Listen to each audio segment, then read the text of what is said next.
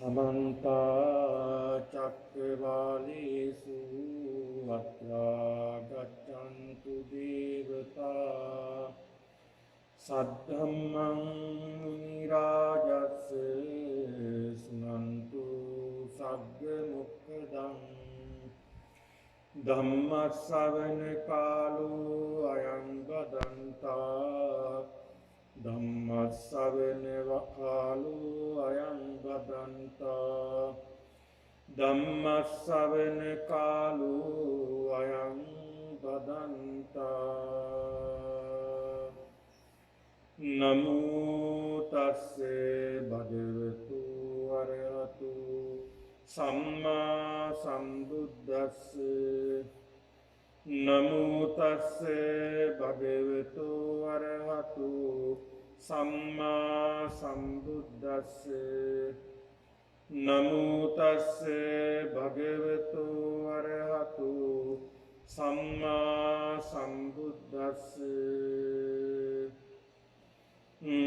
अत्तदीपा विहरत भिक्खवे अत्त सरना अनन्य सरना धम्मदीपा धम्म सरना अनन्य सरना हतञ्च पन भिक्खवे भिक्खु अत्तदीपो विहरत अत्त सरनो अनन्य सरनो धम्मदीपो धम्म सरनो अनन्य सरनो इद भिक्खवे भिक्खु खाये कायानुपस्सी विहरति आतापि संपजानो सतिमा विनेय लोके अभिज्ञा दोमनस्सन्ति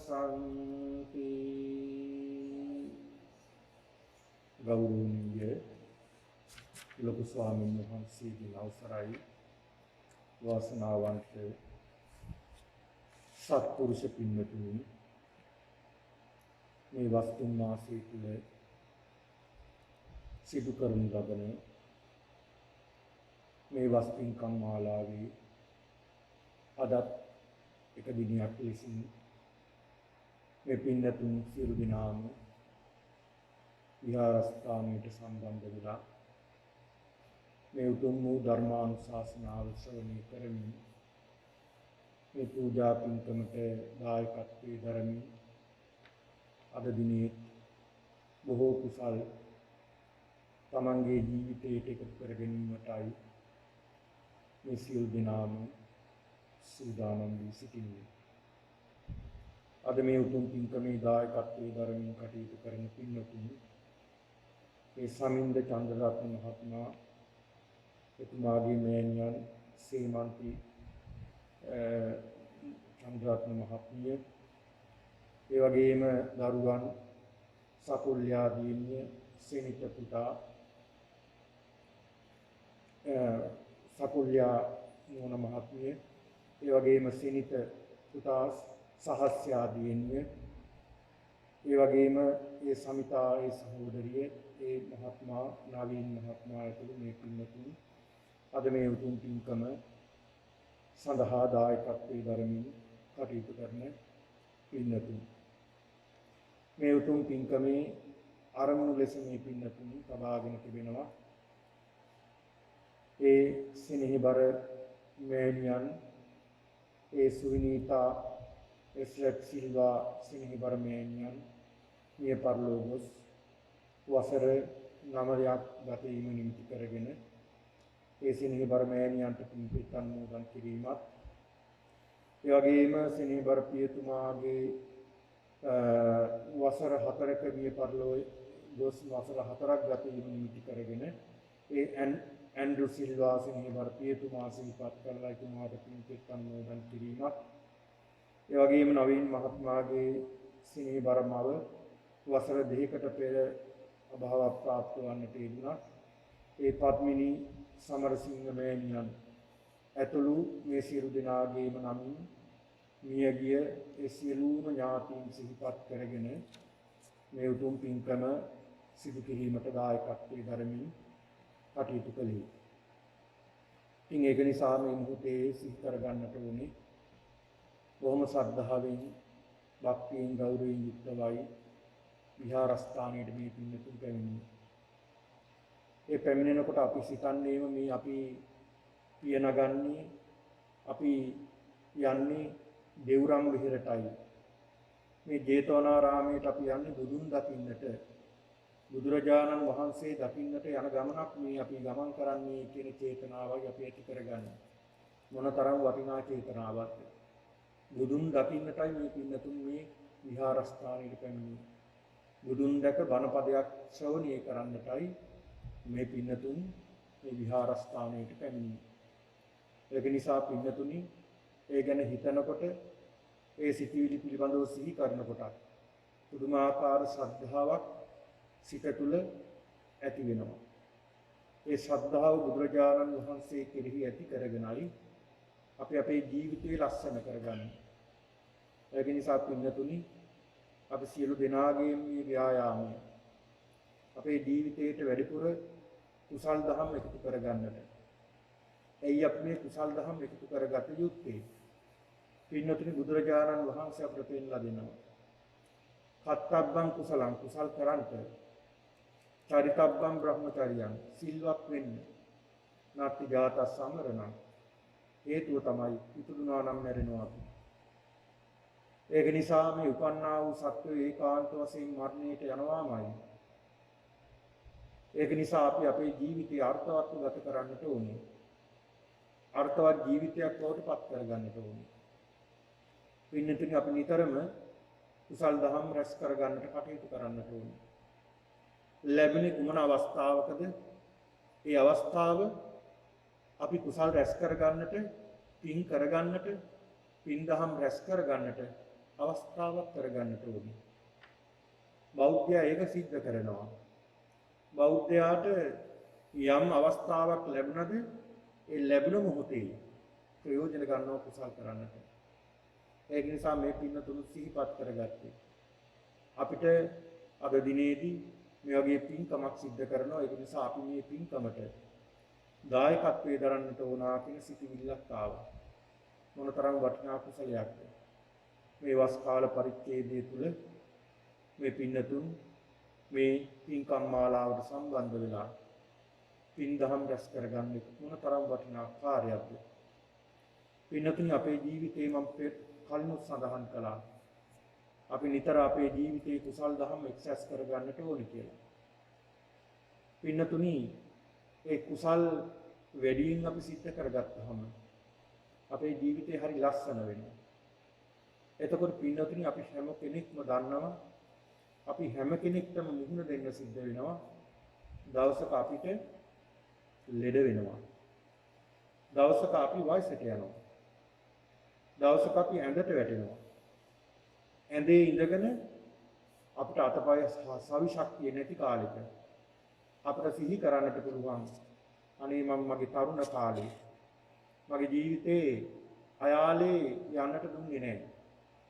මම මගේ ජීවිතෙන් තරුණ කාලෙදී මම ගොඩක් ප්‍රයෝජන ගත්තා. පින් කරගත්තා. මම මෙහිමයි දන් දුන්නේ. මම මේ වගේ දාන දීලා තියෙනවා. මේ වගේ දන් පින්කම් කරලා තියෙනවා. මේ අයට මම දාන දීලා තියෙනවා. මම මේ වගේ සිල් රැකලා තියෙනවා. මේ විදියට භාවනා කරලා තියෙනවා. මේ විදියට පින් දහම් රැස් කරගන්න කටයුතු කරලා තියෙනවා කියලා සතුටු වෙන්නට පුළුවන් කරපු පින්කම් පිළිබඳව. ඒක නිසා පින්නතුනි ඒ පින්කම් කරන කෙනා සතුටටපත් වෙනවා. ඒ පින්කම් කරගෙන ඒ පින්කම් කරගන්නකොට ඒ අයට ඒක අතීතයටත් වර්තමානයටත් අනාගතයටත් ප්‍රයෝජන පිණිස වෙනවා. හැබැයි අකුසල් කරගන්න කෙනා හැමදාම පසුතැවෙනවා. කරන කලට පව් මිහිරිය වීසේ විඳින කලට දුක් දැඩි වෙයි ගිනිසේ. හරියට අකුසල් කරනකොට හරි මිහිරි, හරි විනෝදයි. හැබැයි ඒකේ විපාකේ ලැබෙනකොට හරිම අප්‍රසන්නයි. හරි අමිහිරි. එහෙනම් ඒ අකුසල් කරන කෙනා අකුසල් කරන පුද්ගලයා ඒ පුද්ගලයාත් වයසට යනවා. ඒ පුද්ගලයාත් ලෙඩ වෙනවා. ඒ කෙනත් ඇඳට වැටෙනවා. අතපය සල් ශක්තිය නැතුව. එදාට ඒ තැනැත්තා දුක් වෙනවා. අනේ මම තරුණ කාලේ මේ වගේ අකුසල් නේද කළේ, මේ වගේ නරක වැඩ නේද කළේ, මම කවදාවත් දානයක් දීලා තිබ්බේ නැහැ, සීල් රැකලා තිබ්බේ නැහැ, බණක් භාවනාවක් කරගෙන තිබ්බේ නැහැ, පන්සලට ගියේ නැහැ. අනේ කියලා යාස් කලකිරෙනවා, දුක් වෙනවා, පසුතැවෙනවා. ඒක නිසා අපිට අපේ ජීවිතේ හදා ගන්නට මේ පින්කම් දහම් ඉතාමත් වටිනවා කියන සඳහන් කළේ ඒකයි. ඒක නිසා පින්නතුනි අද මේ මොහොතේදී මේ පින්නතුන් සිත තැම්පත් කරගෙන බණපදයක් ශ්‍රවණය කරලා තමන්ගේ සිත පහදවාගෙන සතුටටපත් වෙලා පින් දහම් කුසල දහම් රැස් කරගන්නට වුණා කියන අදිස්ථානය මේ පින්නතුන් සිතේ තබා ගන්නට වුණි. පින්නතුනි අද මම මේ ධර්ම මාතෘකාව වශයෙන් තබා ගත්තේ ඉතා වටිනා දේශනාවක්. අද සූත්‍ර දේශනාව පින්නතුනි චක්කවර්ති සීඝනාද සූත්‍ර දේශනාවයි. දීඝනිකායේ සඳහන් වෙන මේ සූත්‍ර දේශනාව තරමක දිග සූත්‍ර දේශනාවක් විදියට සඳහන් වෙනවා.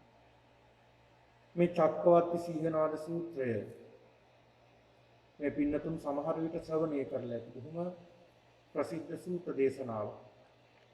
මේ සූත්‍රය තුල ගැඹුරු ධර්මයේ පිළිබඳව බුදුරජාණන් වහන්සේ පෙන්වලා දෙනවා. ඒ ගැඹුරු ධර්මයේ පිළිබඳව පෙන්වලා දෙනවා. ඒ වගේම තමයි ඒ ගැඹුරු ධර්මය දියුණු කරන කෙනා කොහොමද මුහුණ දෙන්නේ? ඒ වගේම අධාර්මිකව කටයුතු කරන කෙනා කොහොමද මුහුණ දෙන්නේ කියන කාරණාව ගැන බුදුරජාණන් වහන්සේ මේ සූත්‍ර දේශනාවෙන් පෙන්වලා දෙනවා. ඒ වගේම තමයි මේ ලෝකයේ පිරිහීමට හේතු කාරණා මොනවද?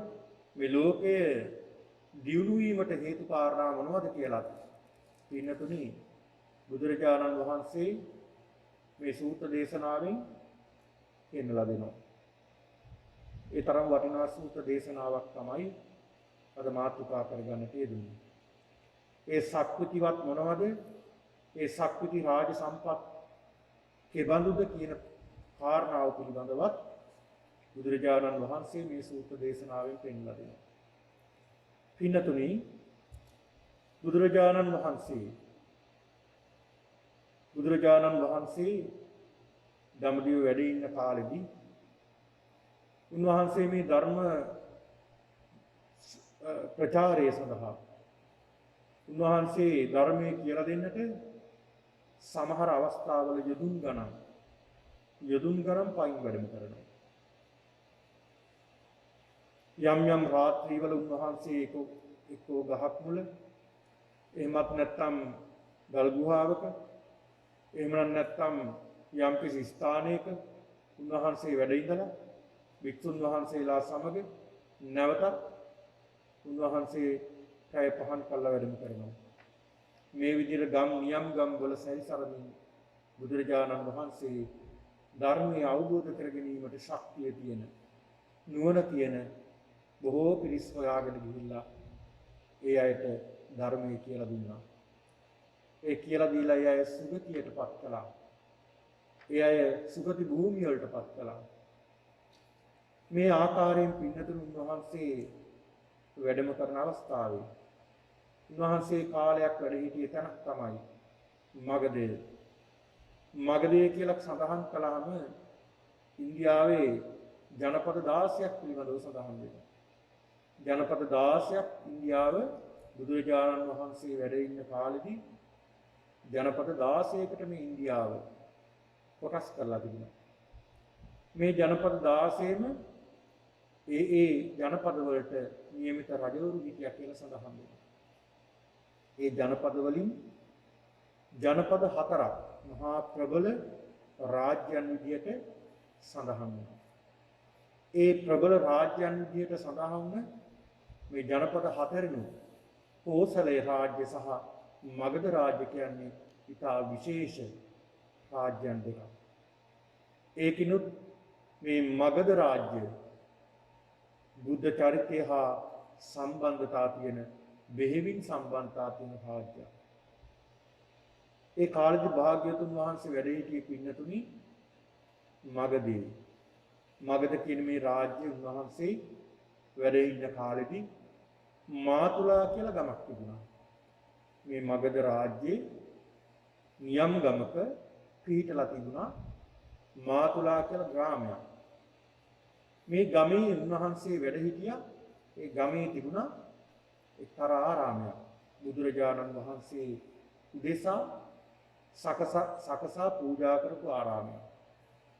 මේ ආරාමේ වැඩ ඉන්න අවස්ථාවේදී වික්ෂුන් වහන්සේ 500ක් වන වික්ෂුන් වහන්සේලා අමතලා බුදුරජාණන් වහන්සේ මෙන්න මේ සූත්‍ර දේශනාව පෙන්ලා දෙනවා දේශනා කරනවා.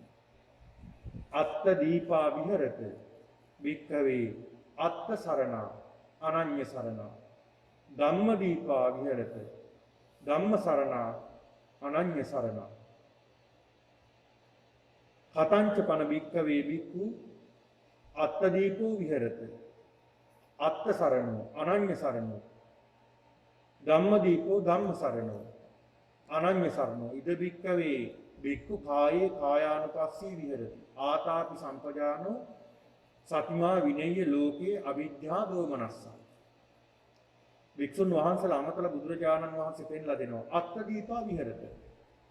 මහණෙනි අත්ත දීපා විහෙරත. දීප කියලා සඳහන් වෙනවා පහනට. ඒ වගේම දීප කියලා සඳහන් වෙනවා ජනපදයටත්.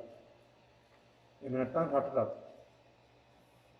පින්නතුනි බුදුරජාණන් වහන්සේ පෙන්ලා දෙනවා තමාට තමා පිළිසරණ වෙන්න. තමාට තමාම පහනක් වෙන්න. අත්ත දීපා විහෙරත වික්ඛවේ මහණෙනි තමන්ට තමන්මයි පිළිසරණ වෙන්න. තමන්ගේ පිළිසරණ තමන්මයි. බලන්න මොන තරම් අර්ථවත් බුදුරජාණන් වහන්සේ පෙන්ලා දුන්න මේ කාරණාව.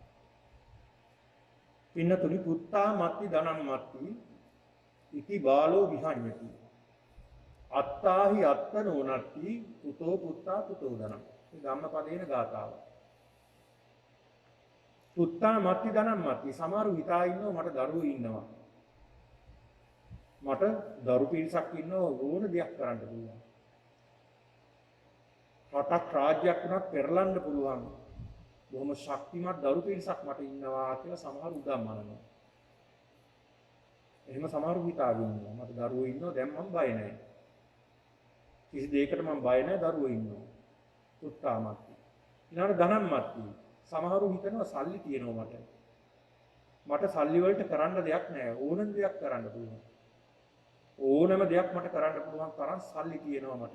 එහෙනම් මම බය නැහැ කියලා හිතා ඉන්නවා. තාමත්ති ධනම්මත්ති. ඉති බාලෝ විහඤ්ඤති. එහෙම හිතන පුද්ගලයා බාලයෙක් කියලා බුදුහාමුදුරු පෙන්ලා දෙනවා. ඔන්න බුදුරජාණන් වහන්සේ පෙන්ලා දෙනවා පින්නතුනි. මට දරුවෝ ඉන්නවා, මට ධනෙ තියෙනවා කියලා සමහරව හිතාගෙන ඉන්නවා, උදම්මනනවා. අදි탁සීරුවෙන් හිතාගෙන ඉන්නවා. අත්තාහි අත්තනෝ නත්ති. පුතෝ පුත්තා පුතෝ ධනං. තමන්ටවත් තමන් පිළිසරණක් නැහැ. ඒක නිසා දරුවෝ කොහින්ද, ධනෙ කොහින්ද කියලා බුදුරජාණන් වහන්සේ ධනෙන් දරුවන්ගෙන් පිහිටක් කොහෙන්ද? දැන් බලන්න පින්නතුනි මේ බුදුරජාණන් වහන්සේ දේශනා කරපු මේ පාඩය. මේකෙන් සඳහන් වෙන්නේ දැන් අපි හිතා ඉන්නවා අපිට හොඳ ශක්තිමත් අපිට ඕන දෙයක් කරන්නට පුළුවන් කියලා අපි හිතාගෙන ඉන්නවා. ඒකට කියනවා යොග්ගන මදය. යොවුන් බව නිසා සමහරු මත් වෙනවා. ඒ මත් වෙලා හිතා ඉන්නවා මම තරුණයි මට ඕන දෙයක් කරන්න පුළුවන්. ඕනම දෙයක් කරන්න පුළුවන් කියලා හිතා ඉන්නවා. තවත් මදයක් තියෙනවා ඒකට කියනවා ධන මදය කියලා. මට සල්ලි තියෙන ඕනි තරම. ඕනම දෙයක් කරන්න සල්ලි තියෙනවා කියලා සමහරු උදම්මනාගෙන ඉන්නවා. මෙහෙම ඉන්නකොට පින්නතුනි කාලයක් යනකොට දැන් යාට සල්ලිත් තියෙනවා. ශක්තිය ශක්තියක් තියෙනවා. එක පාර්ටම අපි හිතමු අසනීපයක් හැදෙනවා.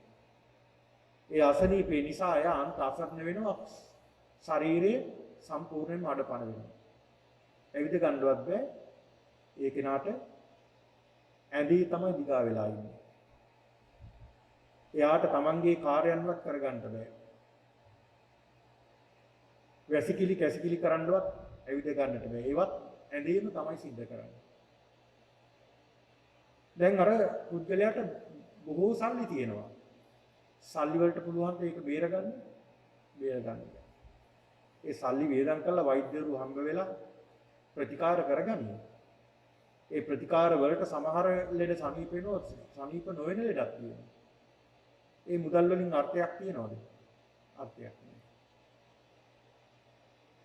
ඊළඟට මට දරුවෝ ඉන්නවා කියලා හිතා ඉන්නවා. දරුවෝ උදව් කරයි. බේත් ටික අරන් දෙයි, ඇඳුම් ටික සෝදලා දෙයි, කැටකුණු අත ගාලා සුද්ධ පවිත්‍ර කරයි. දරුවෝ එතනින් එහා දෙයක් දරුවන්ට කරන්න පුළුවන්ද? නාවයි කවයි පොය එතනින් එහා දෙයක් දරුවන්ට කරන්න බෑ. ඇයි දරුවන්ට එතනින් එහා දෙයක් කරන්න බැරි? දරුවන්ගේ සීමාව එච්චරයි. දරුවන්ට පුළුවන් ද අපිව සුගතියකට යොමු කරන්න. සුගතියට යොමු කරන්න බෑ. එහෙනම් දැන් අපි හිතාන හිටියා Tamanට මේ විදිහට ශක්තිය තියෙනවා, ධනෙ තියෙනවා කියලා. හැබැයි මොකද උනේ? අන්තසරුණා. Tamanටවත් Taman පිළිසරණක් නැහැ. එහෙනම් අර ධනෙන් මොන අර්ථයක්ද? දරුවන්ගෙන් මොන අර්ථයක්ද කියලා බුදුරජාණන් වහන්සේ පෙන්නලා දෙනවා. අන්න ඒකයි මෙතන සඳහන් කළේ. අත්ත දීපා විහෙරති. Tamanට Taman පිළිසරණක් වෙන්න. අත්ත දීපා විහෙරති වික්කවේ අත්ත සරණ. Tamanට Tamanමයි සරණ. අනන්‍ය සරණ වෙන කෙනෙකුගේ කිසි සරණක් නැහැ. පිහිටක් නැහැ. ධම්ම දීපා විහෙරති. ධම්ම සරණ අනන්‍ය සරණ. ධර්මයේ පිළිසරණ කොට ජීවත් වෙන්න. වෙනත් පිළිසරණක් අපිට නැහැ. මෙහෙම දේශනා කරන බුදුරජාණන් වහන්සේ වික්ෂුන් වහන්සේලාට පෙන්නලා දෙනවා මහණෙනි ඉද බික්කවේ බික්කු කායේ කායානුපස්සී විහෙරති. ඒ සරණක් නැති නිසා අපි අසරණයි. සරණක් නැති නිසා අපි කියනවා අසරණයි කියලා.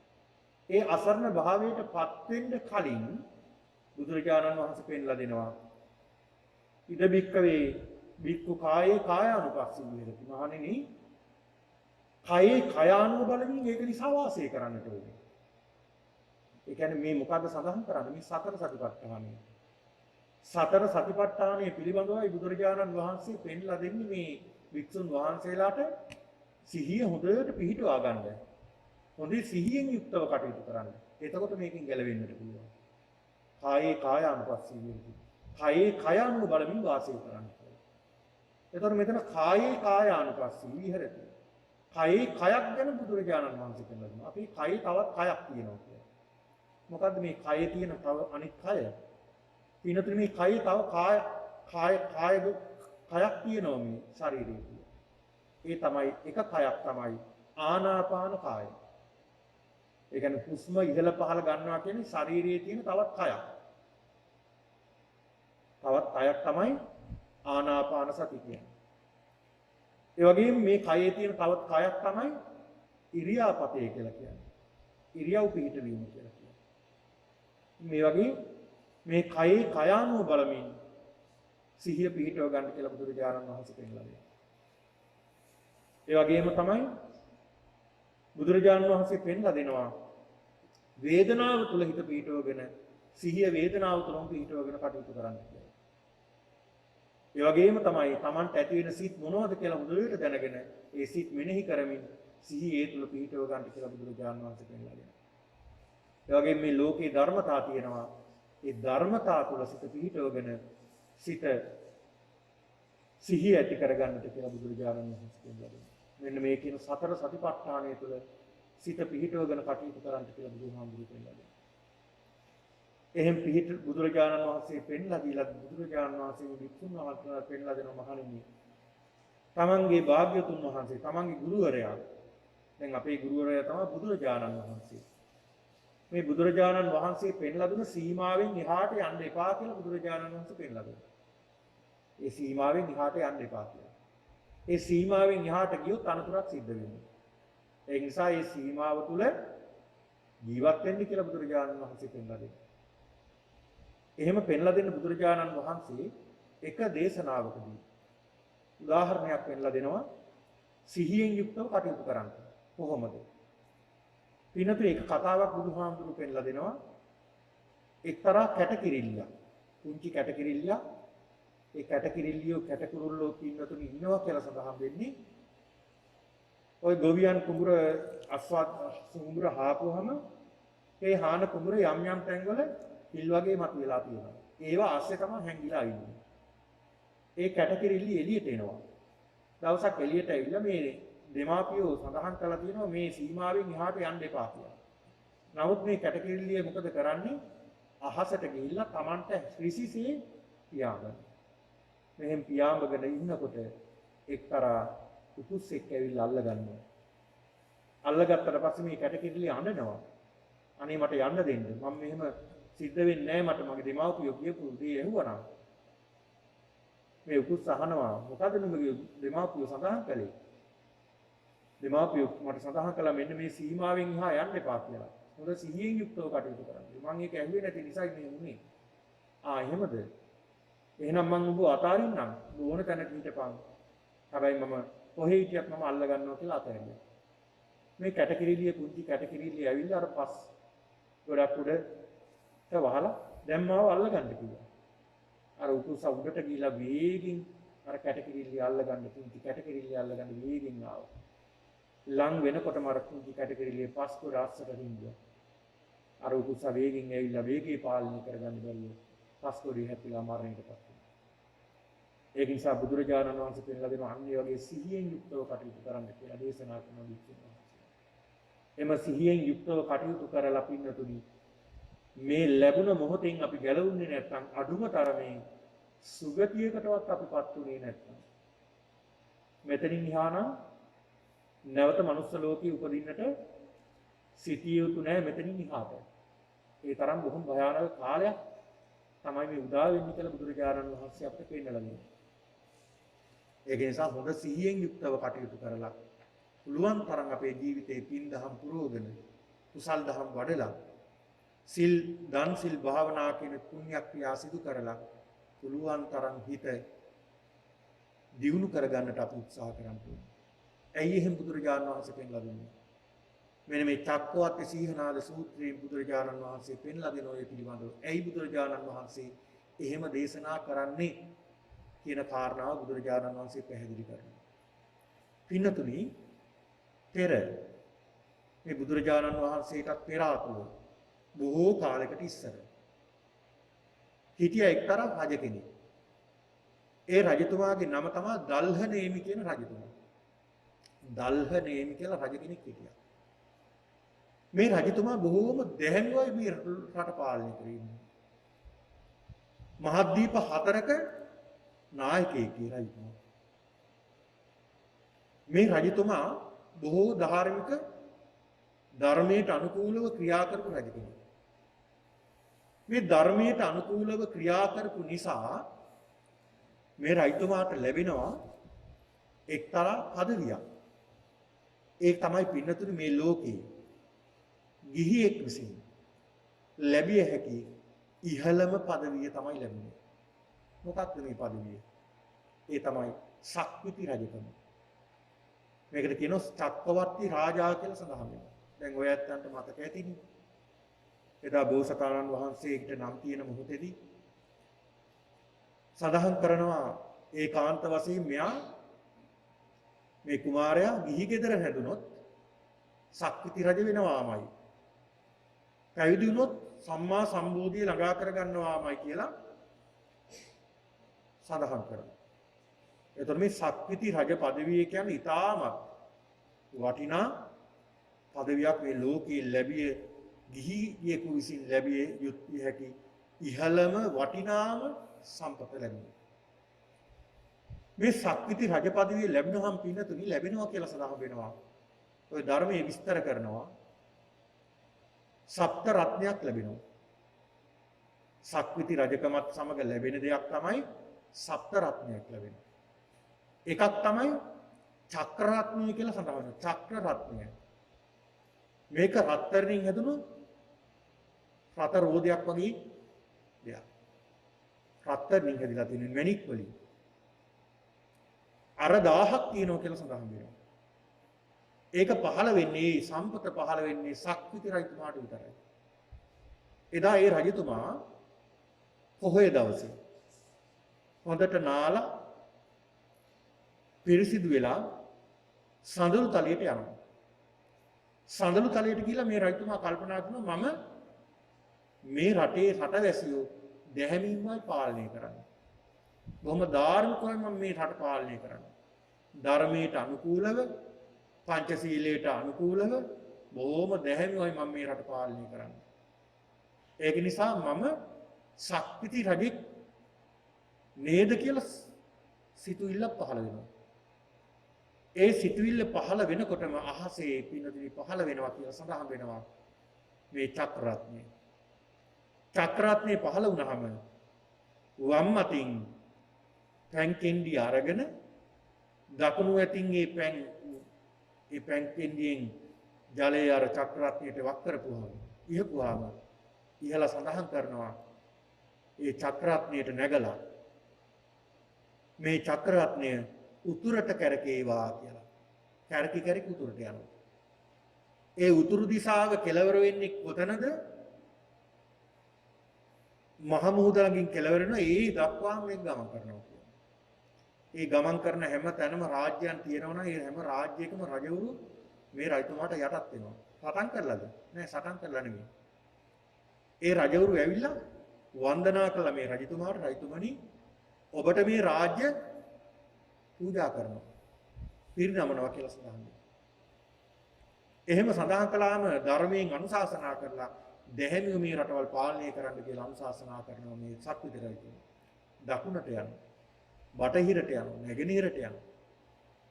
මුළු මේ මහද්වීප සියල්ලගේම රජතුමා බවට පත් වෙනවා කියලා සඳහන් වෙනවා. චක්‍රරත්නය. ඊළඟ තවත් රත්නයක් පහළ වෙනවා පින්නතුනි. දැන් මේවා අපි දැකලා නැහැනේ. පහළ වුණ දවසක තමයි අපිට දැනගන්න වෙන්නේ. දැන් අපි දන්නේ නැහැ මේවා මොනවද කියලා. හැබැයි ධර්මයේ විස්තර කරනවා.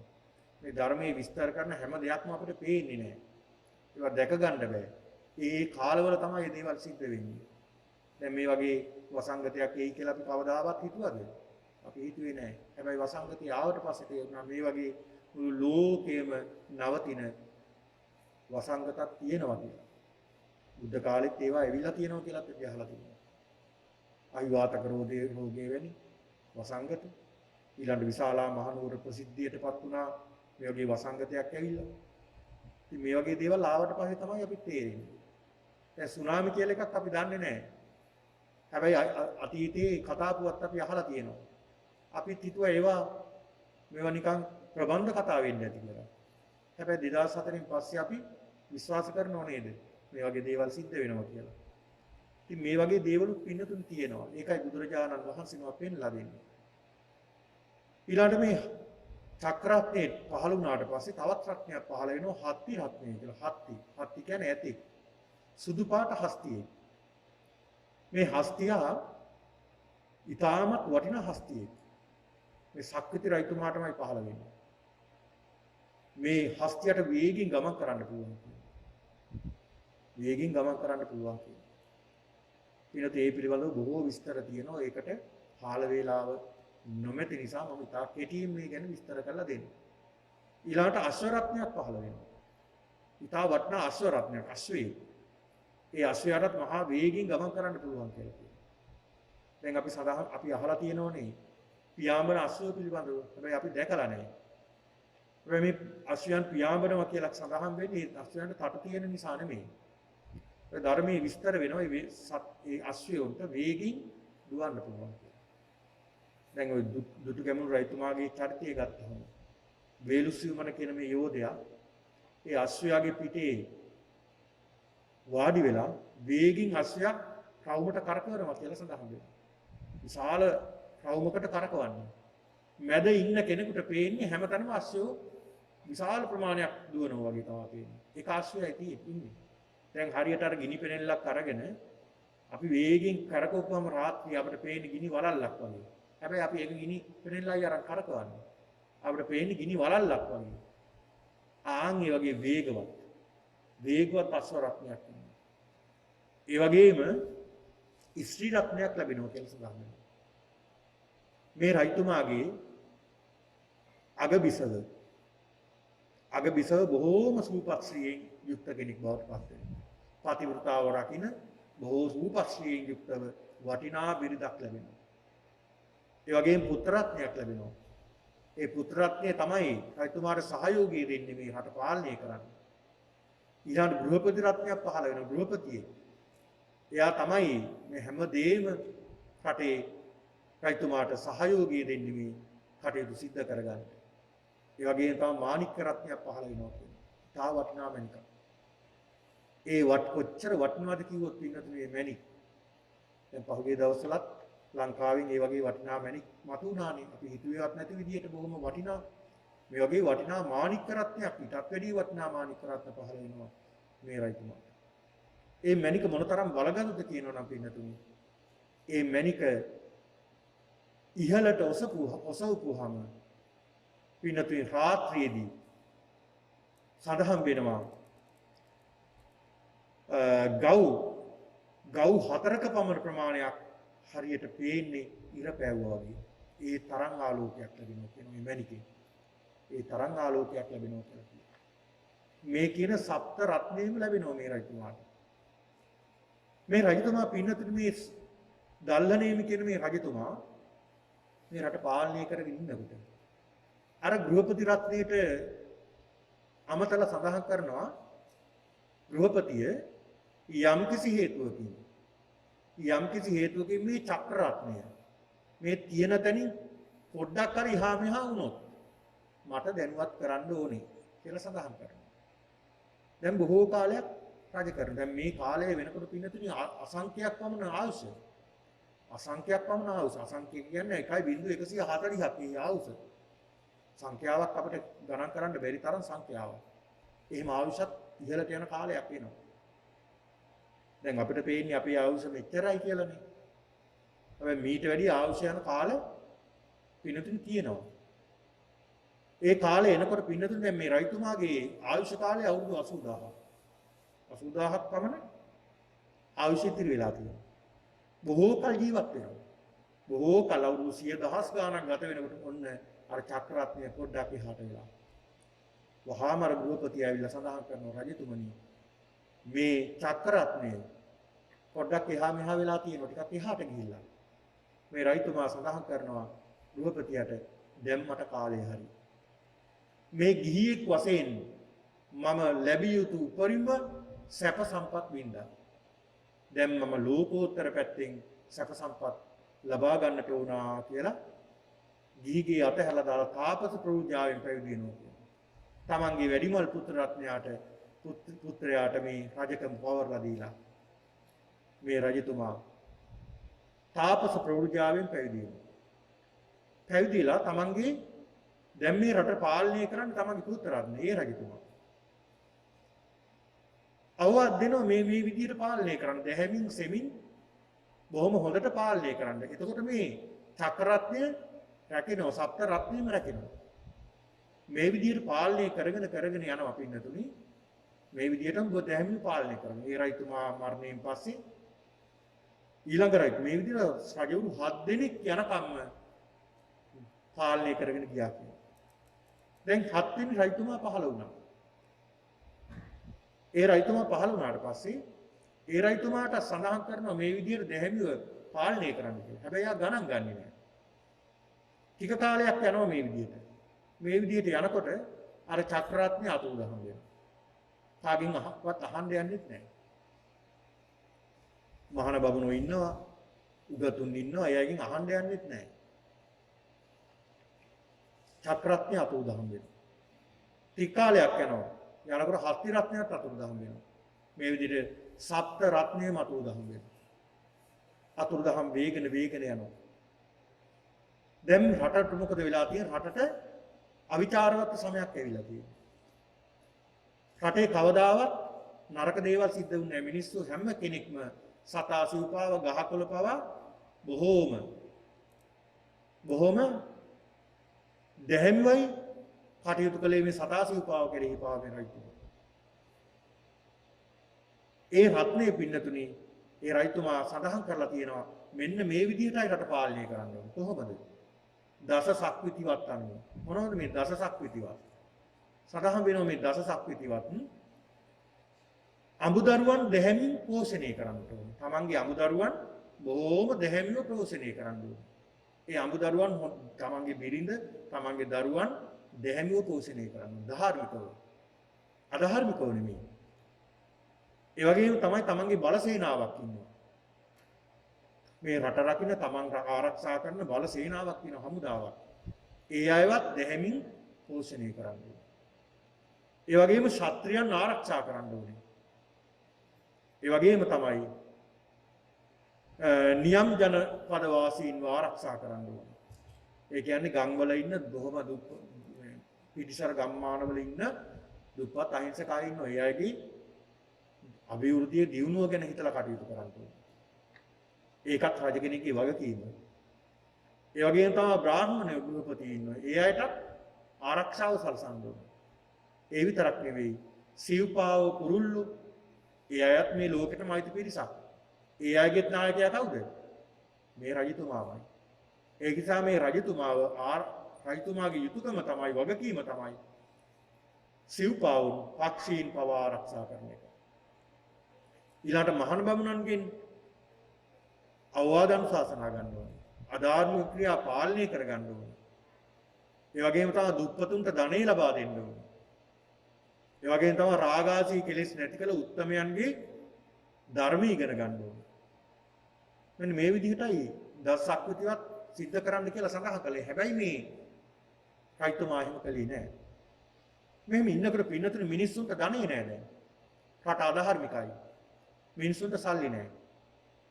මිනිස්සුන්ට එදා වේලවත් හරියම්බ කරගන්න මිල මුදලක් නෑ. දෙයක් කරගන්න දෙයක් නෑ. මෙයයි මොකද කරන්නේ? එක පුද්ගලෙක් කවදාත් මේ සොරකම තිබ්බේ නෑ. සොරකම කියලා අහලවත් තිබ්බේ නෑ. ඒ තරම් මේ රට දැහැමී කියන්නේ. එහෙම කාලයක් එනවා ඉස්සරහට. යම් කිසි පුද්ගලයෙක් සොරකමක් කරනවා. සොරකමක් කළාට පස්සේ රජතුමා රාජපුරුෂව අල්ලගෙන යනවා මේ සොරකම කළ නිසා. ඇයි මේ සොරකම කළේ කියලා අහනවා. ඊට පස්සේ සඳහන් වෙනවා පින්නතුනි මම සොරකම කළේ මම දිලිඳුයි. ඒතකොට පළවෙනි කාරණාව මොකද්ද? මිනිස්සු දිලිඳු වෙනවා. රට අධාර්මික වෙනකොට මිනිස්සු දුක්පත් වෙනවා. ඒ දුක්පත් වෙනකොට මිනිස්සු මොකද වෙන්නේ? මිනිස්සු පෙළඹෙනවා සොරකමට. සොරකමට පෙළඹෙනවා.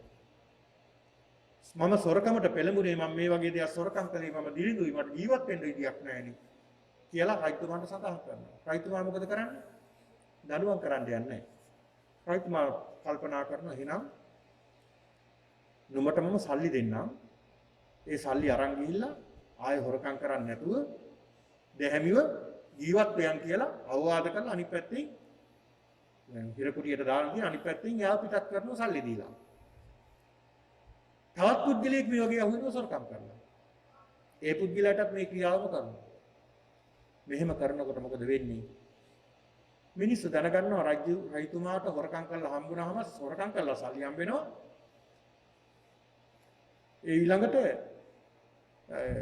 රාජපුරුෂයන්ට අහු වුණත් සල්ලි හම්බ වෙනවා. එහෙනම් හොරකම හොඳයි කියලා ඒක තෝරගන්න. කොහොම බලන්න. මිනිස්සු බෙහෙවින් හොරකම් කරන්න පෙළඹෙනවා. අවසානයේ රජතුමා කල්පනා කරන මේක හරියන වැඩක් නෙවෙයි. ඒ පුද්ගලයා අහුවෙච්ච හොරෙක්ව මරලා දාන්න කියනවා. දඬුවම් කරන්න කියනවා. අන්න දඬුවම ප්‍රාණඝාතය ඇති වුණා. සොරකම ඇති වුණා. ඊළාට ප්‍රාණඝාතය ඇති වුණා. අන්න පංචශීලයේ කැඩෙන හැටි. ඊළඟට මේ ප්‍රාණඝාතයක් සිද්ධ වෙනවා. ඊට පස්සේ මිනිස්සු කල්පනා කරනවා දැන් සොරකම් කරලා ප්‍රාණඝාතය කරන නිසා දැන් රජතුමාට අහු වුණොත් ඇත්තම කිව්වොත් මොකද වෙන්නේ? හිසකසා දානවා. ඒ නිසා බොරු කියනවා. අන්න බොරුවත් ඇති වෙනවා. දැන් හොරකම් කරන අය ඇත්ත කියනවද කවදාවත්? ඇත්ත කියන්නේ නැහැ බොරු කියන්නේ. බොරුමයි කියන්නේ. බොරු කියලා කොහොම හරි ගැලවෙන්න හදන. අන්න මුසාවාදයක් ඇති වෙනවා. බොරුවත් ඇති වෙනවා. ඊළාට කේලම් කියනවා. පරුස වචන කියනවා. මේවත් ඇති වෙනවා. මෙහෙම යනකොට පින්නතිනේ අර 80000ට තිබුණ ආයුෂ 40000 වෙනවා. සොරකම් කරන්න පටන් ගත්තා නම් 40000 වුණා. ඊළඟ සොරකමත් එක්කලම ප්‍රාණඝාත කරන්න පටන් ගත්තා. මිනිස්සු අවියාවුද අතට ගත්තා. ඒක නිසා අර 40000ට තිබුණ ආයුෂ 20000ට අඩු වුණා. ඊළඟට ඒත් එක්කලා බොරු කියන්න පටන් ගත්තා. 10000ට අඩු වුණා. මෙහෙම මිනිස්සුන්ගේ තියෙන කෙලෙස් වැඩිවීම නිසා අවිද්‍යාව, ව්‍යාපාද, දෝමනස්, දැඩි ලෝභය, ඒ වගේම දැඩි වෛරය, ඒ වගේම මිත්‍යා දෘෂ්ටිය කියන මේ කාරණා නිසා ආයුෂ ටිකෙන් ටික අර ආයුෂ අඩු වෙනවා 10000 5000 වෙනවා 5000 2500 වෙනවා 1000 වෙනවා 500 වෙනවා අන්තිමට දැන් කීයද දැන් අවුරුදු 100ට සීමා වෙලා තියෙන 100කුත් නැහැ අවුරුදු 70 75 80 වෙනකොට අපි ඉවරයි කෙමෙන් ඇයි මේ ආයුෂ අඩු වෙන්නේ අඩු වෙන්න එකම හේතුව තමයි මිනිස්සුන්ගේ තියෙන මේ දුස්සීලවන්තකම මිනිස්සුන්ගේ තියෙන මේ අවිද්‍යා දෝමනස්ස මිත්‍යා දෘෂ්ටි කියන මේ කාරණා බලන්න අද මොකද වෙලා තියෙන්නේ අද වෙන බුදුරජාණන් වහන්සේ පැහැදිලි කරනවා ඒ වෙනකොට මිනිස්සු පුදුමාකාර විදිහට අකුසල් කරන්න පටන් ගන්නවා දැන් මොන වුණත් දැන් අපි මේ ලෝකෙම බෞද්ධයෝ කීයෙන් කී දෙනාද දැහැමිව ජීවත් වෙන්නේ ධාර්මිකව ජීවත් වෙන්නේ කීයෙන් කී දෙනාද බෞද්ධය අතරම නැද්ද මේ වගේ අකුසල් කරන අය බෞද්ධය අතරම නැද්ද පන්සලට බැන වෙන තැන් වලට යන අය බෞද්ධය අතරම නැද්ද පන්සල් එන අයට බයින අය බෞද්ධය අතරම නැද්ද හාමුදුරුවන්ට බයින අය දැන් මොකද මේ වෙලා තියෙන්නේ පිරිහීගෙන යන කාලයක් පිරිහීගෙන යන කාලය එනකොට මිනිස්සුන්ගේ අකුසල් වැඩි වෙනවා අකුසල් වැඩි වෙනකොට මිනිස්සුන්ගේ දුස්සීලකම වැඩි වෙනවා දැන් බලන්න අද වෙලා තියෙන දේ අද වර්තමානයේ වෙනකොට මේ බුදුරජාණන් වහන්සේ කියපු දේවල් මේ සූත්‍ර දේශනාවේ තියෙන දේවල් අස්පනා පිටම අපිට දකින්න ලැබෙනවානේ අද බලන්න රූප වාහිනිය බැලුවත් පත්තරයක බැලුවත් ඒ වගේ මුල් පිටුවලම දානවාද අහවල් තන අහවල් විදියට ඝාතනය කරනවා මේ විදියට ඝාතනය කරලා බෙල්ල කපලා මරලා පවුලම ඝාතනය කළා අම්මා දරුවා මේ දෙමාපියෝ දරුවා මරලා දරුවෝ දෙමාපියෝ මරලා එහෙම ඒව අහන්න ලැබෙන්නේ නැද්ද අද කනින් අපිට අහන්න ලැබෙනවා ඒ අහන්න ලැබෙනකොට අයියෝ මේ වගේ දේවලුත් දැන් සිද්ධ වෙනවනේ කියලා අපිට හිතෙනවනේ මේ දැන් අපේ මේ ආයුෂ තියෙන කාලය තුල සිද්ධ වෙනවනේ දැන් මේකත් පිරිහීගෙන යනවා බුදුහාමුදුරුවෝ පෙන්නනවා තවත් පිරිහෙනවා මෙතනින් එහා ඒකයි මම සඳහන් කළේ පිනතුනි මෙතනින් සුගතියකට යනවා මිසක් මෙතනින් උඩකට යනවා මිසක් මෙතන නම් නැවත ඉපදනවා කියන්නේ තව ඉස්සරහට ඒ තරම් හොඳ කාලයක් නෙවෙයි තවත් මේ ආයුෂ පල්ලයට බහිනවා කියලා කියන්නේ තවත් මිනිස්සුන්ගේ තියෙන අකුසලයේ වැඩි වෙනවා දුස්සීලකම් වැඩි වෙනවා දුෂ්ට සමාජයක ජීවත් වෙනවා ඊළඟට මේ ආයුෂ අඩු වෙලා පින්නතුනි බුදුහාමුදුරුවෝ පෙන්නලා දෙනවා ආයුෂ අඩු වෙන අවුරුදු 10ට මිනිස්සුන්ගේ ආයුෂ අවුරුදු 10 දැන් බලන්න මේ දරුවෙක්ගේ ආයුෂ කීයද කියලා අවුරුදු 50 60 ජීවත් වෙන්නේ අවුරුදු 50 60 තව අවුරුදු 300 500 1000ක් විතර යනකොට තව ටික අඩු වෙනවක වැඩි වෙන්නේ නැහැ මිනිස්සුන්ගේ දැන් මිනිස්සුන්ගේ ශාරීරික ප්‍රමාණය බලන්න මේ ශරීරයේ තියෙන ප්‍රමාණයත් එන්න අඩු වෙලා තියෙනවා ආයුෂත් අඩු වෙනවා ශාරීරික ප්‍රමාණයත් අඩු වෙනවා එහෙම අඩු වෙලා අවුරුදු 10ට ආයුෂ බහිනවා මේ අවුරුදු 10ට ආයුෂ බහිනකොට පින්නතුනි මිනිස්සුන්ගේ කෙලෙස් මෙච්චරයි කියන්න බෑ අපි හිතමුකෝ යම් කිසි දර කෑල්ලක් ගන්නවා කියලා ඒකත් හරි ආයුධයක් බවට පත් වෙනවා ඒකත් ආයුධයක් බවට පත් වෙනවා අහවල් කෙනාට මරන්න ඕනේ කියලා හිතනකොට අතට ආයුධ පහළ වෙනවා කියනවා ඒ තරම් දරුණු කාලයක් වෙනවා එහෙම කාලයක් දැන් කණින් අපිට අහන්න ලැබෙන්නේ නැද්ද මිනිස්සු තමන්ගේ සාක්කුවල අවියායුධ අරන් ගිහිල්ලා ඒ මොහොතේ මරලා දාලා විනාශයක් කරන්නේ නැද්ද මේ 60වත් පේන්නේ නැති ආයුධ සමහර විට දැන් බලන්න වෙන එකක් ඕනේ නැහැ මේ වෛරසය 60වත් පේන දෙයක්ද අපි හිතුව මේ වගේ වෛරසයක් මුළු ලෝකෙම පතුරනවා කෙනෙක් මුළු ලෝකෙම මිනිස්සු විනාශ වෙන්නේ ඒතර ඒක ආයුධයක් නෙමෙයිද මේ වගේ මහ විනාශයක් සිද්ධ වෙනවා ඉස්සරහට ඇයි මේ වෛරසය එන්නේ මේ ලෝකෙට මිනිස්සුන්ගේ තියෙන මේ අකුසල ගති නිසා මිනිස්සුන්ගේ තියෙන මේ දුෂ්ට ගති නිසා ඒක නිසා තමයි මේව අපිට මුහුණ දෙන්න සිද්ධ වෙන්නේ අපි සමස්තයක් කියන සියලු දෙනා. ඒතර පින්නතුනි මේ අවුරුදු 10ට ආයුෂ බැස්සාම අවුරුදු 5 වෙනකොට කසාද බඳින්න පුළුවන් වයස එනවා. අවුරුදු 5 වෙනකොට කසාද බඳලා අවුරුදු 10 වෙනකොට කසාද බඳලා දරුවා හදලා මරණයටත්පත් වෙන අවුරුදු 10. ඒ වෙනකොට පින්නතුනි රසවත්ම කෑම කියලා කියන්නේ ඇල්හාල්. පිලගහයට නඩු අහනවා කියන පිලගහ ඊටර විශාල නැහැ. ඒක මිනිස්සුන්ගේ ප්‍රමාණය හිතා ගන්න පුළුවන්. මිනිස්සුන්ගේ ප්‍රමාණය හිතා ගන්න පුළුවන්. දැන් ඉස්සර අපි අහලා තියෙනවා යෝධයෝ කියලා. මහා විශාල දැන් ඒකට එක සාධකයක්නේ පින්නතුනේ. දැන් අපේ ලංකාවට ගියාම ඔය අනුරාධපුර පොළොන්නරු රාජධානි වලට ගියාම ඒ වගේ හදලා තියෙන රජමාලිගා විහාරස්ථානවල නටබුන් බලනකොට ඒ වගේ උළුවස්සේ තාමත් විශාලට හදලා තියෙනවා.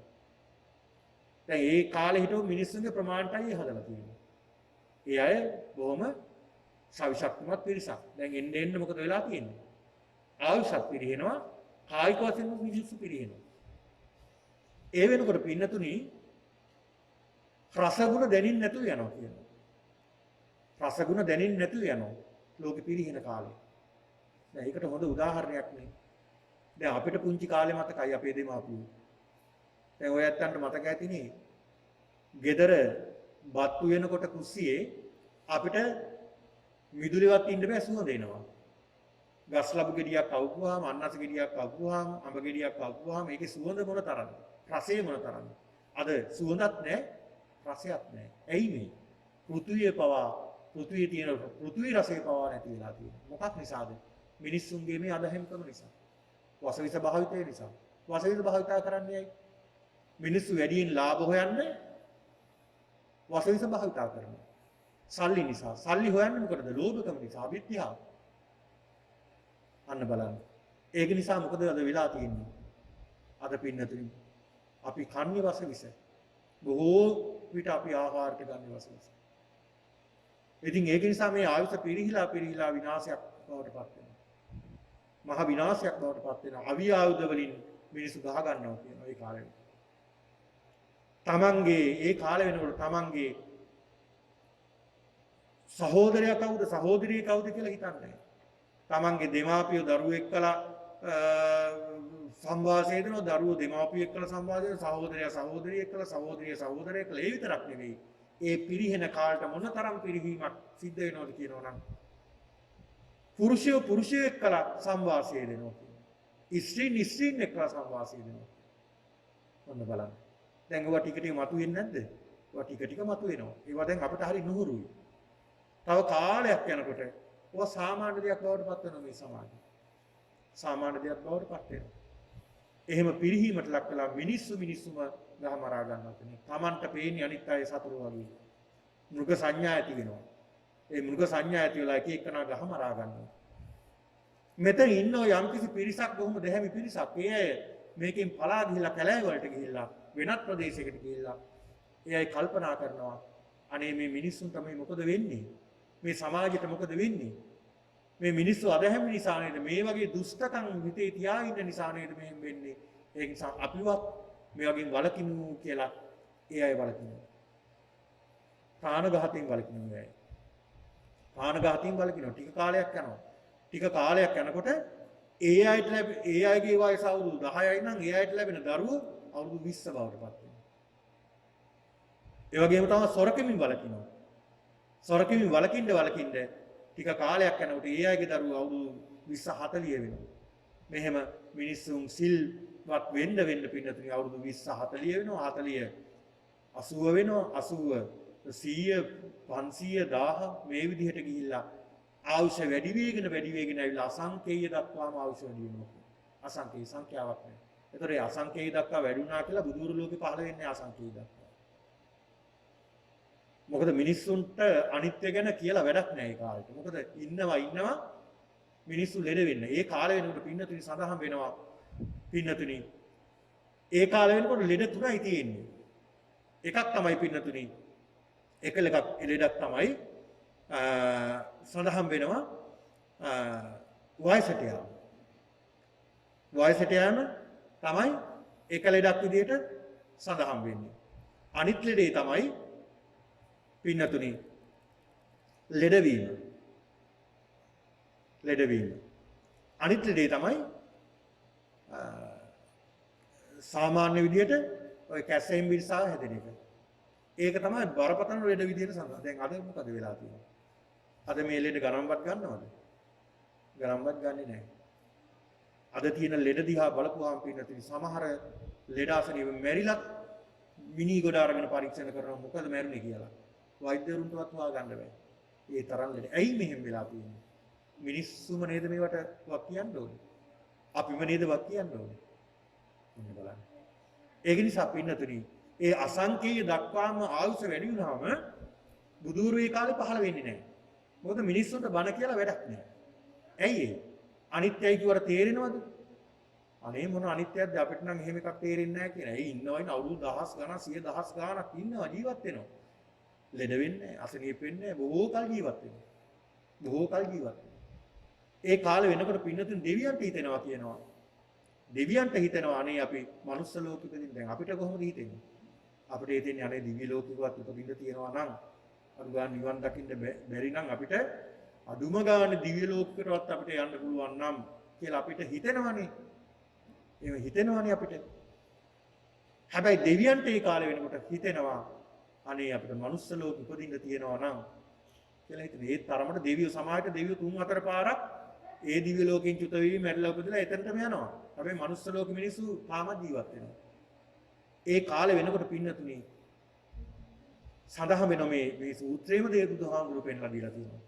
හරියට උණ වනයක් වගේ හැම තැනම මිනිස්සු හැම තැනම ගෙවල් ඒ තරම් මිනිස්සු ජීවත් වෙනවා. සඳහන් වෙනවා එක තැනකින් කුකුලෙක් වහලට නැග්ගොත් ඒ කුකුලා වහින්නේ ඊළඟ ජනපදින් කියලා.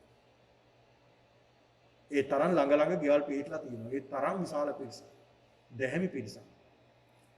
බවට පත් වෙනවා. ඒ ආයුෂත් ටිකෙන් ටික මිනිස්සුන්ගේ අධාර්මික ක්‍රියා නිසා අවුරුදු 80000 දක්වාම අඩු වෙනවා.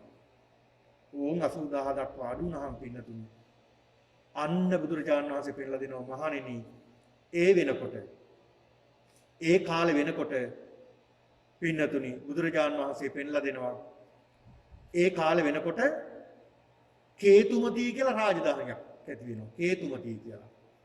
මේ කේතුමතී රාජධානියේ පහළ වෙනවා සංක කියලා රජ කෙනෙක්.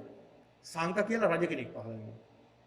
මේ සංක කියන රජතුමාගේ කාලේ ඒ රජතුමත් සක්විති රජ කෙනෙක් ඒ වෙනකොට. ඒ රජතුමාගේ කාලේ ඔන්න පහළ වෙනවා මෛත්‍රී බුදුරජාණන් වහන්සේ. කකුසඳ කෝණාගමන කාශ්‍යප ගෞතම ඊළාට මෛත්‍රී බුදුරජාණන් වහන්සේ මේ මහා භද්‍ර කල්පයේ අවසාන බුදුරජාණන් වහන්සේ පහළ වෙන කාලේ. මෛත්‍රී බුදුරජාණන් වහන්සේ පහළ වෙන කාලේ. ඒක නිසා බුදුරජාණන් වහන්සේ පෙන්ලා දෙනවා මෙන්න මේ විදිහට දැහැමිව කටයුතු කරන්න කියලා බුදුහාමුදුරුවෝ බාන්න මොන තරම් ලස්සනට බුදුරජාණන් වහන්සේ මේ ලෝකේ විනාශ වෙන හැටි දියුණු වෙන හැටි බුදුරජාණන් වහන්සේ පෙන්ලා දෙනවා. ආයුෂ අඩු කරගන්න එකක්ද? වෙන කවුරුවත් නෙමෙයි අපිමයි. ආයුෂ වැඩි කරගත්තේ හැක්කේ කාටද? අපිටමයි. එතකොට ආයුෂ අඩු වෙන්නේ මොකක් හින්දාද? අපි පස්පව් දස අකුසල් කරන්න අපේ ආයුෂ පිරිනවනේ. අපි පිරිනවනවා. දැන් බලන්න මේ ලෝකෙ මොන තරම් පිරිහීමකට ලක් වෙලාද? මේ ලෝකයේ මිනිස්සු මොන තරම් පිරිහීමකට සල්ලි වෙනුවෙන් මොනවද නොකරන්නේ? අද රුපියල් 5ට 10ට මරා ගන්න සමාජයක් නෙමෙයිද? රුපියල් 10ට 15ට මරා ගන්න. මිනි මරා ගන්න සමාජයක්. තමන්ගේ අම්මා කවුද තාත්තා කවුද කියලා දැන් බලන්න. පහුගිය දවස්වල අපි දැක්ක එහෙම සිදුවීම්. තමන්ව හදපු වඩපු පෝෂණය කරපු අම්මා තාත්තා උස්සගෙන ගෙනලා මහපාරේ තියලා දරුවෝ යනවා. අපිට හිතා ගන්න බෑ ඇයි මෙහෙම කරන්නේ? මොන හිතකින්ද කරන්නේ? දැන් අපිට එහෙම හිතක් නැති වුණාට එහෙම හිතක් තියන අයත් ඉන්නවා. දැන් මේව අඩු වෙනවද වැඩි වෙනවද? දැන් වැඩි වෙනවා. එන්න මේ ක්‍රියා වැඩි වෙනවනේ. ඒ කියන්නේ වැඩි වෙනවා කියන්නේ ලෝකේ දියුණු වෙනවද පිරිහෙනවද? ලෝකේ පිරිහෙනවා පින්නතුනි. පිරිහෙන කාලයක් නේ. පිරිහීගෙන යන කාලයක්. මේක ආයේ නවත්තන්න බෑ පිරිහීගෙන යන කාලයක්. දැන් මේ කොරෝනා වසංගතයේ මේක අවසාන වසංගතය නෙමෙයි. මේ අපිට නිකන් දැනුම් දුන්නා මේ කමින් සූන් කියලා තව ඉස්සරහට ඊට වැඩි ඒවා එනවා කියලා. දැන් මේක සාමාන්‍ය දෙයක්.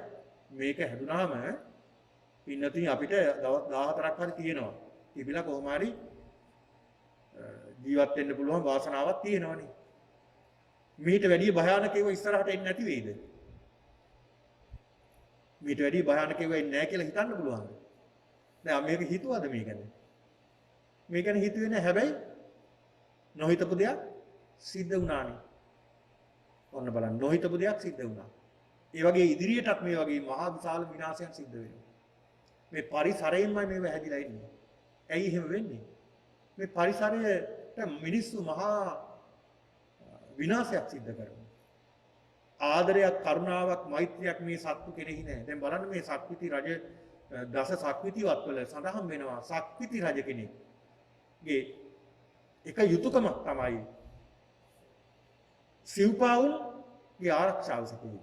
ඒ කියන්නේ සිව්පාවුන්ව මරන්න දෙන්න බෑ. මොකද මේ සත්තුන්ටත් ජීවත් වෙන්න අයිතියක් තියෙන්න ඕන. ඒතකොට සත්තුත් ආරක්ෂා කරන්න ඕනේ. ඒ සත්තුන්වත් ආරක්ෂා කරන්න ඕනේ. දැන් අද මොකද වෙන්නේ? සමහර රටවල සත්තු වැඩි කියලා සත්තු මරනවා. සත්තු වතුර බොනවා වැඩි ඒක නිසා වතුර අපිට නැහැ කියලා මේ සත්තු මරලා දානවා. මේ සත්තුන්ට ජීවත් වෙන්න අයිතියක් නැද්ද? අයිතියක් තියෙනවනේ.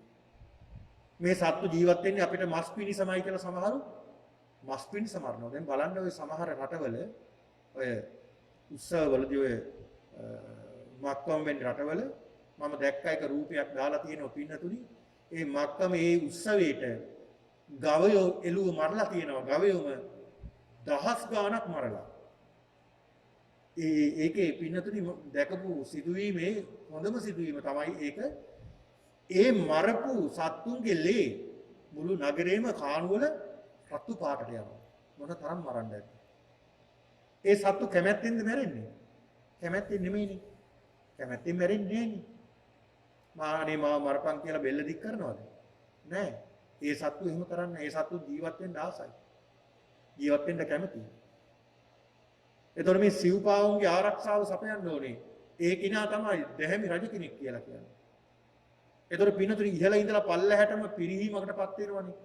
ඉහළ රජ රටක රජ කෙනෙක් අධාර්මික නම් අධහැමිව කටයුතු කරනවා නම් ඒ රජතුමාව අනුගමනය කරන මැති ඇමතිවරු ඉන්නවා. ඒ අය දැහැමි වෙයිද? රජතුමා හොරකම් කරනවා හොරෙක් ඒක නිසා මැති ඇමතිවරු නිකන් ඉදීද? මැති ඇමතිවරුත් ඒකම කරනවා. ඒ අය කරනවා දැකලා ඊට පල්ලෙහා ඉන්න රාජපුරුෂයෝ මොකද කරන්නේ? රාජපුරුෂයෝ හොරකම් කරනවා. ඒක දකින පල්ලෙහා ඉන්න සාමාන්‍ය මිනිස්සු ඒ අයත් ඒකම කරනවා. ඒක නිසා මේ මහ පොළොව පවාද හම් වෙනවා. දැන් මේ මහ පොළොවේ තිබ්බ පෘථිවි රසය දැන් මොකද වෙලා තියෙන්නේ? පෘථිවි රසය දැන් නැහැ. දැන් පොර ගතිය තියෙනවද මේ මහ පොළොවේ ඉස්සර වගේ? ඉස්සර වගේ මහ පොළොවේ පොර ගතිය නැහැ. ඊටවත් මොකද කරන්න ඕනේ? තෙල් පොහොර වත් කරන්න ඕනේනේ. ඉස්සර ඉබේට හැදුන දේවල් දැන් මොකද වෙලා තියෙන්නේ? දැන් තෙල් පොහොර වත් කරන්න ඕනේ මේවට. දැන් සමාජයට ගොයන් කපන්න ඔන්න මෙන්න තියලත් වස ගහනවානේ. මොකද වෙලා තියෙන්නේ? මේ මහ පොළොව පවා අනිත් පැත්තට ඇහිලා තියෙන්නේ. ඒක නිසා මේ සිව්පාවුන්ගේ පමණක් මේ පක්ෂීන්ගේ පවා ආරක්ෂාව සපයන්න ඕනේ. පක්ෂීන්ගේ පවා ආරක්ෂාව සපයන්න ඕනේ. දැන් අපි අහලා තියෙනෝනේ අනුරාධපුර යුගයේ එළාර රජුරෝ ගැන. අපි අහලා තියෙනවා එළාර රජතුමා දෙමළ රජෙක් වුණාට දෙහැමි රජ කෙනෙක් කියලා. එක්තරා එළදෙනක් ඇවිල්ලා තමන්ගේ පැටියා යට කරගෙන ගියා කියලා ඒ රජතුමාගෙන් පුතා. ඇවිල්ලා අවනඩුව සඳහන් කළේ අර ගන්ටාරයක් වෙනවා ඒක නාද කරලා. ඒ ගන්ටාරේ නාද කරන්න කියලා තියෙන යම්කිසි අවනඩුවක් කියන්න આવොත් ඒක නාද කරපුවම රජතුමා ඒක අහනවා කියලා. ඉතින් එහෙම කාලෙකුත් තිබුණා. සතෙකුගේ සිව්පාවුවත් ජීවිතේ නැති කරන්න දෙන්නේ නැහැ ඒ රජතුමා. ඒක තමයි රජ කෙනෙක්ගේ යුතුයකම. ඒකෙන් රජ කෙනෙක් පත් කරගන්නේ. මහා සම්මත නම් මේ රජ කෙනෙක් ඇති වෙන්නේ. ඒ නිසා ඒ දෙහැමි වෙන්න පින්නතුනි අපි දියුණු වෙනවා. ලෞකිකව වෙන්න ආධ්‍යාත්මිකව දියුණු වෙනවා. අපි අධහැමි වෙන්න මොකද වෙන්නේ? අපි පිරිහිනවා. දැන් පිරිහීමේ කාලයයි ඇවිල්ලා තියෙනවා. තාම මෙතනින් එහාට තව පිරිහීම මිසක් දියුණු වෙන්නේ නැහැ. දැන් අපේ ආයුෂ අවුරුදු 80යි කියමු. අපේ දරුවන්ගේ ආයුෂ අවුරුදු 70ක් ජීවත් වෙන්න දන්නේ නැහැ. ඒ දරුවන්ගේ දරුවෝ අවුරුදු 60ක් ජීවත් වෙන්න දන්නේ නැහැ. ඒ ජීවත් වෙන්නේ දැන් අපි අවුරුදු 80ක් ජීවත් වෙනවා නම් මොන තරම් ලෙඩ ගොඩක් අපිට හැදෙනවද? දැන් මෙතන ඉන්නවා නම් කෙනෙක් මම කිව්වොත් මේ කිසිම ලෙඩක් නැති කෙනෙක් අත උස්සන්න කිව්වොත් කවුරුවත් නැහැ. ඔය ඇත්තන්ට ලෙඩ අපිටත් ලෙඩ. මොනවා හරි ලෙඩක් තියෙනවා. ඉස්සර තිබුණ මම සඳහන් කළේ ඉස්සර තිබුණ ලෙඩ තමයි පින්නතුනි වයසට යාම. වයසට යෑම එක ලෙඩක්. ඊළාට කුසගින්න තවත් ලෙඩක්. ඉස්සර තිබුණ ලෙඩක් තමයි කුසගින්න. දැන් බලන්නකො කුසගින්න ලෙඩක් ඉස්සර සැලකුවේ කුසගින්න ලෙඩක් විදිහට. ඊළඟට බත් මත. බත් කාපුවම නිකන් මත වගේ නෝනේ. ඒක ලෙඩක් විදිහට තමයි ඉස්සර සැලකුවේ. ඔව්ව තමයි ලෙඩ තිබුණේ. අද බලන්න වෙලා තියෙන දේ. මහා ලෙඩ ගොඩක් අපිට ඇදිලා තියෙනවා. ඉතින් අපිම මේ මිනිස්සුම කරගන්න දේවල් බලන්න තිරිසන් සත්තුන්ගේ ආයුෂ කවදාවත් අඩු වෙලා තියෙනවද? එදා හිටපු සතාගේ ආයුෂමයි අදත්. ඒ සත්තුන්ගේ අඩු වෙලා තියෙනවා හොඳට බලන්න. මේක වෙන්නේ කාටද? මිනිස්සුන්ටමයි. අපිටමයි ආයුෂ අඩු කරගන්නත් වෙන්න පුළුවන්, අපිටමයි ආයුෂ වැඩි කරගන්නත් පුළුවන්. ඒ නිසා අපි හොඳට අපි දෙහැමිව ධාර්මිකව කටයුතු කරනවා නම් අපිට මේකෙන් සුගතියක් ඇති වෙනවා. පින්නතුනි බොහෝ දෙනෙක් අකුසල් කරයි. පිරිහෙන කාලෙක උනත්. දැන් මේ පිරීගෙන යන කාලයක් නේ. හැබැයි අපි බොහෝ දෙනෙක් අකුසල් කරයි. මේ ලෝකේ බොහෝ දෙනෙක් නරක මිනිස්සු කියලා අපි නරක කොට වැටලා හරියනවද? නෑ. අපි හොඳ කළොත් ඒ සුළු පිරිස පින්නතුනි ඒ අය සුගති භූමියකට යනවා. ඒ අය සුගති භූමියකට යනවා. ඉතින් ඒක නිසා මේ පින්නතුන් සිහිපත් කරගන්න ඕනේ මේ මොහොතේදී අපි සියලු දෙනාම මේ වගේ උතුම් පින්කම් සිද්ධ කරගෙන දන් සිල් භාවනා කියන පුණ්‍ය ක්‍රියා සිද්ධ කරගෙන පුළුවන් තරම් සිත පිරිසිදු කරගන්න උත්සාහ කරන්න. මේ කාලේදී අපිට වෙන කරන්න දෙයක් නැහැ. තමන්ගේ සරණ තමන්ටම විතරයි. තමන්ට තමන්ගේ සරණ විතරයි. එහෙම නැත්නම් අපි අසරණයි. ඒ නිසා තමන්ගේ සරණ තමන් හදා ගන්න. හැමදාම එක විනාඩි 5ක් 10ක් 15ක් හරි අනිත් වැඩත් කරන්න දැන් තමන් වැඩ කියලා මේ දැන් අපි මොන තරම් වැඩ මේ කාර්යබහුලද මේ පින්නතුනේ. අපි හැමෝම හරි කාර්යබහුලයි. ඒ කාර්යබහුල වෙන්නේ මොකක් නිසාද? මේ ලෞකික ජීවිතේ පෝෂණය කරගන්නනේ. හැබැයි අපි ලෝකෝත්තර ජීවිතයක් ගැන හිතුවද? දැන් මේ අවුරුදු දැන් තව අපි ජීවත් වෙයි අවුරුදු 30ක් 40ක් ජීවත් වෙයි. අවුරුදු 30ක් 40ක් අපි ජීවත් වෙයි. එතනින් එහා අපි හිතුවද ඒ ගැන? එහෙනම් අපි දැම්ම ඉඳලා පදනම දාගන්න ඕනේ. දවසකට එක විනාඩි 5ක් එක විනාඩි 10ක් කුංචි භාවනාවක් ප්‍රගුණ කරන්න. තමන් සිල්වත් ඉන්න ගමන් පංචශීලයේ රකින්න ගමන් දන් සිල් භාවනා කියන මේ පුණ්‍ය ක්‍රියා සිද්ධ කරන ගමන් එක පුංචි විනාඩි 5ක් නිින්ද යනකම් අපිට මෛත්‍රී භාවනා කරන්න පුළුවන්. ඒ වගේම නිින්දෙන් අවදි වෙලා උදෑසන ඇඳේ ඉන්න ගමන් අපිට කරන්න බැයිද විනාඩි 5ක් 10ක් නැගින්න පෙර මෛත්‍රී භාවනාව ලෝකයේ ගැන හිතලා මෛත්‍රී පතුරවන්න බැයිද? පුංචි දෙයකින් පටන් ගන්න. ඒ පුංචි දෙයින් අපි පටන් ගන්න ඕනේ. ඒ පුංචි විදිහට කරන්න ගියාම මේක ටික ටික වර්ධනය කරගන්න පුළුවන්. එහෙම නැතුව පින්නතුනි අපිට මෙතනින් එහා සුගතියක් ගැන නම් හිතන්න බෑ. ඉතින් ඒක නිසා අපි අපේ සරණ හදාගන්න ඕනේ. අපි අපේ සරණ හදාගත්තේ නැත්නම් අපි මරණාසන්න මොහොතේ අන්තස්සන්න භාවයට පත් වෙලා මරණයටපත් වෙනවා. මෙතනින් ඉහළට යන්නයි අපි උත්සාහ කරන්න ඕනේ. පහළට නෙමෙයි.